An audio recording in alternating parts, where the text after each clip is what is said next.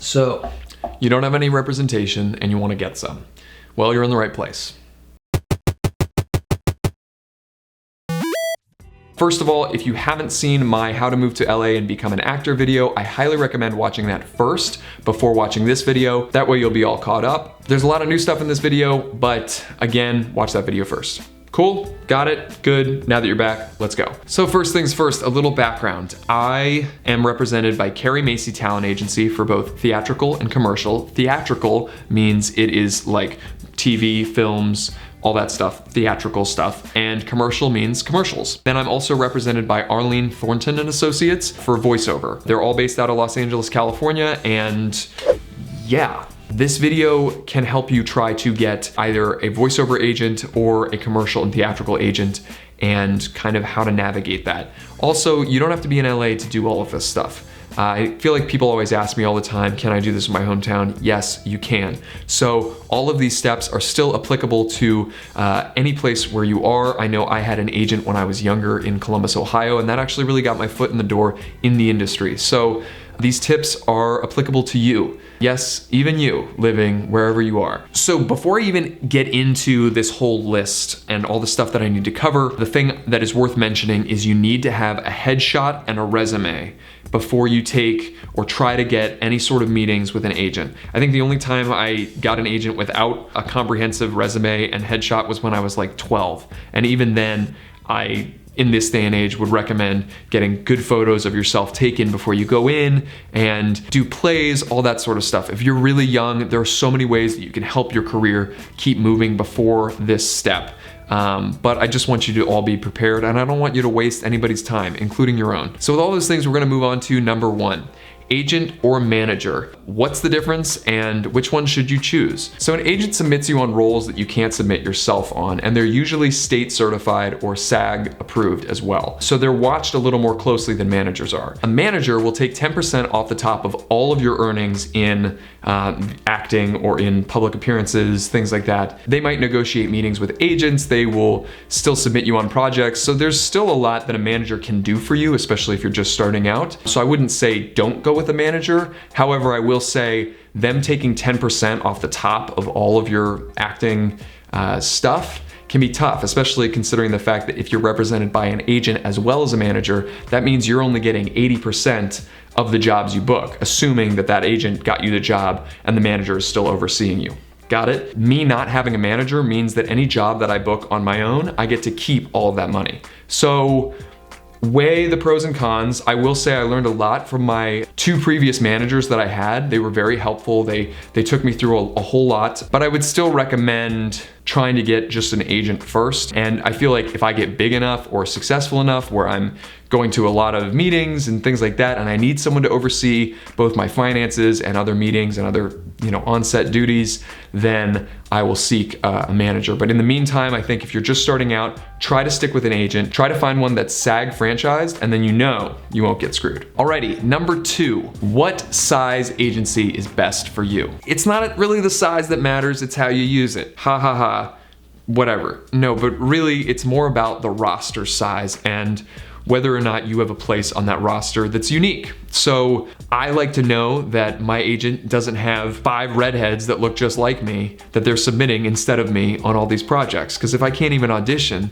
then how am I gonna get any roles? So we'll address that later because you're gonna wanna ask them about their roster size and how they see you, how many people that they have of your type, but we'll talk about that later. But in the meantime, I wouldn't worry too much about the size. Just make sure that you're getting the attention you deserve from your agent. Anyway. All right, number 3, agency showcases. What are they and how do they work? Oftentimes, acting schools or universities will put on a showcase for agents in the area, and it can be extremely beneficial for a lot of young actors to immediately get their foot in the door. I know that happened with Luke McFarlane, an actor friend of mine who was in actually one of my previous videos. He went to Juilliard and they had a great actor showcase for him, and that immediately got him an agent, immediately got him working on stage in New York. And anyway, it was very beneficial for him. That being said, some people are genuinely out there just to take your money. So watch out. read the fine print, know that it is not a guaranteed slot at an agency should you do one of these showcases, and also know that you need to prepare yourself for a showcase. That means you need to have a monologue prepared or a scene prepared or something that you can do to show off your stuff. So do that work. So number 4, what is the best time of year to get an agent? So you don't want to be calling when it's pilot season, when it's super busy and they are submitting people on tons of roles. What's best is May and June and November and December. Those are times where things kind of slow down a bit in Hollywood and a lot of agencies will kind of shift around their rosters. So they may be looking for a fresh face and that just might be you. So again, May and June, November and December, get to it. All right, number 5, how to find and prepare your monologue. So before we get into actually meeting with an agent, I highly recommend that you have a monologue that is about a minute to maybe a minute and a half in length that you can do pretty much at the drop of a hat. So you really want to find something that works for you. So you want to take the time to read a bunch of plays, watch a bunch of movies. It can't just be something that you enjoy. It has to be something that people could actually see you playing. And that can be really hard. So be honest with yourself. If you're 14 or 15 years old and you're reading from Scarface, then it's not really believable. But you're kidding me or what? So find something that has a 14 or a 15-year-old or a teenager or someone going through something that you can kind of relate to and really bring it out. My final thing about monologues is that you need to read the material that the monologue is from. If you don't know what's going on in the play, then how can you hope to deliver a good monologue? So do your homework, please really work on that monologue and prepare it. Get it to a level that you love, where you feel confident showing it to anybody. You should have rehearsed it a bunch, and rehearsing it doesn't mean just memorizing it, it means feeling it, that it's new every single time. I should probably do a video on monologues specifically, but I'll get to that. Number 6, how to secure a meeting. So if you have a connection, go ahead and use it. That's great. It's always good to find a friend or something like that. If your mom's cousin knows an agent or something like that, lean into that, use that connection, see what happens. Be professional with the connections that you have. You don't want to overstay your welcome. These agents are not going to just be able to put you on TV immediately. None of those things. You need to just have very calm expectations and still do the work just as if you didn't know these people. Then for the rest of us who may not have that many connections, SAG-AFTRA has a list of SAG franchised agents that is free to use on their website. You can put in where you live, what your location is, and all these different agencies will pop up. That's the first place I would go if my agents dropped me tomorrow. Each agent will have a different way of taking submissions. Some will only take phone calls, some will take emails, some are by appointment only, or you may have to know someone. Go to their website, see what's the best way for each agent, because you just don't want to call them when they don't take calls. You don't want to email them when you should have called.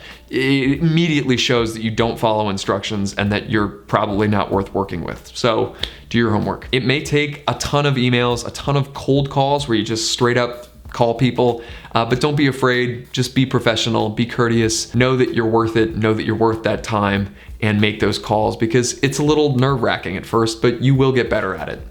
Believe me, you will. You'll have to. So you will. Number 7, what to do in a meeting. So congratulations. Clearly that agent saw something in you, in your headshot, your resume, your reel, whatever it was, and you have a meeting.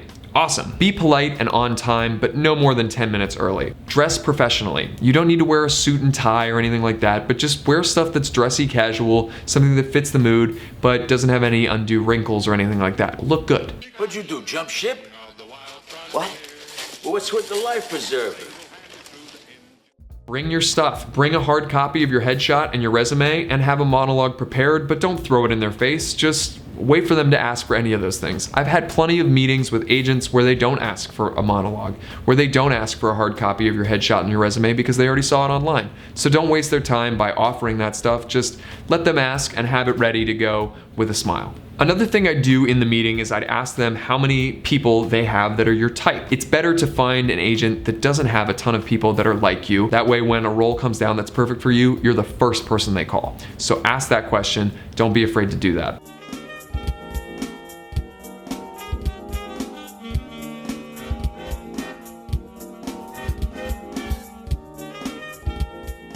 Number 8, this one's a little different. This is how I got my voiceover agent. So the first thing you need to get a voiceover agent is a voiceover demo. And in order to get a voiceover demo, you might need to take some classes. I took a bunch of classes at the Voicecaster and it went really well. I had a great time with them, but I'm sure there are a bunch of other places where you live and otherwise and online that can teach you what you need to know. From there, you kind of hone your craft a bit and then record a demo. A demo is like a reel, but just for your voice, and it actually sounds like real commercials. Here's a sample of mine. This is Google Home. It now supports multiple users, which is really just a fancy way of saying this thing knows the difference between your voice and other people's voices. The new Lincoln MKZ, a refined twin-turbocharged 4,000 horsepower engine for effortless power. It's like that. Swedish fish are unique fish-shaped candy. You know what else is unique and fish-shaped? It's Sweden, obviously. A voiceover demo will cost you probably about $1,000, at least where I am. It may cost a little bit more, a little bit less. It's something that you don't want to skimp on. It's gonna last you a couple years, and if it's a good one, it'll get you work and it'll pay for itself. Having a good demo really made it easy for me to then get a voiceover agent. Finding a voiceover agent is very similar to finding a regular agent. You can go to the SAG franchise list. In my instance, I actually used a list that was provided to me by a friend of mine at the Voicecaster, and I kind of went from there. I asked her what her opinion was on what agency would fit me best, and then I started making cold calls and submitting the way that that agency will take those submissions. Between a commercial demo and an animation demo, a commercial demo is far more important. I've heard of plenty of people who do tons of animation who don't even have an animation demo. So get that commercial demo done and start submitting yourself to agents. It took me a little bit of time, but we secured a meeting and we've had a great working relationship for a couple months now, and I've had a really great time at Arlene Thornton and Associates. So number 9, the next thing I want to cover is going with your gut. Your agents should be someone you can confide in, someone you can talk to, not someone you should fear.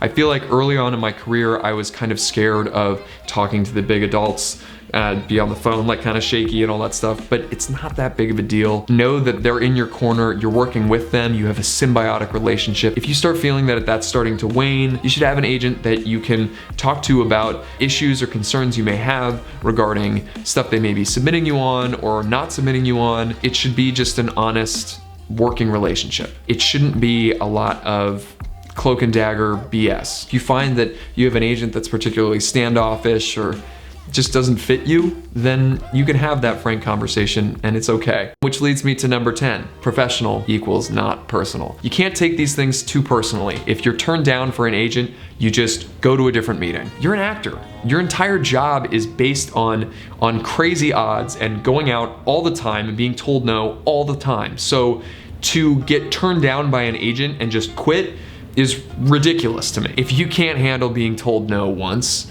then you have no business being in this industry. Sir, the possibility of successfully navigating an asteroid field is approximately 3,720 to 1. Never tell me the odds. If you're willing to be patient, this industry will be very kind to you. So work on your weaknesses, work on getting that reel done, on getting the monologue perfect, get the demo awesome, make your resume out of this world, like all that stuff. Each facet of you should just bring it all. Be the person that's professional, be the person that shows up on time, be the person that does the work, and you know who you are. You know if you've done it or not. That just about does it. If you have any sort of questions that you'd like me to answer or any sort of videos that you'd like me to do, please comment that below. Be sure to subscribe and click the bell for notifications because it just helps me out and makes me more excited to make bigger and better stuff for you all. Yeah, that's pretty much it. Thanks again, and I'll keep in touch. Cheers.